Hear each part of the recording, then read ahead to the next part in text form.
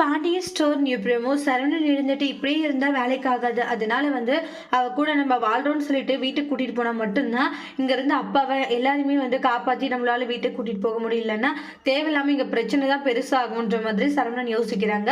அப்புறம் இன்ஸ்பெக்டர் விசாரிக்கவும், இங்கே பாருங்க மேடம், இப்போ அவ கூட நான் வாழணும் அவ்வளோதானே, சரி நான் அவ கூட வாழ்றேன் அப்படின்ற மாதிரி சொல்றாங்க. அதுக்கு கோமதி, சரவணா என்னடா சரவணா இதுன்றாங்க. ஆமாம்மா, அப்படின்னா அவ கூட நான் வாழணும் தானே அவ இவ்வளவும் போராடிக்கிட்டு இருக்கான்றாங்க. அதனால அவ எதுவும் பெருசா கஷ்டப்பட வேண்டாமா, அதனால நான் அவ கூட வாழ்றேம்மா, வேற என்னம்மா பண்றதுன்றாங்க. உங்களெல்லாம் இந்த மாதிரி என்னால பார்க்க முடியலம்மா, நீங்க படுற கஷ்டத்தைன்றாங்க.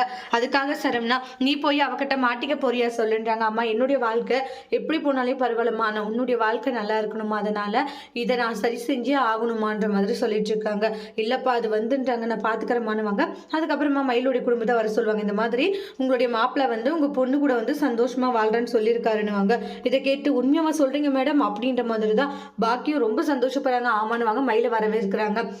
மயில பார்த்தீங்கன்னா ஸ்டேஷனுக்கு வந்ததுமே, மாமா நீங்க என் கூட வாழ்றீங்களா, இந்த விஷயம் கேட்கும் போது என் மனசு எவ்வளவு சந்தோஷமாச்சு தெரியுமா அப்படின்றாங்க. சரவணன் பல்ல கடிச்சிட்டு இருக்காங்க. அடுத்து என்ன நடக்க போகுதுன்னு வெயிட் பண்ணி பார்க்கலாம். தேங்க்யூ.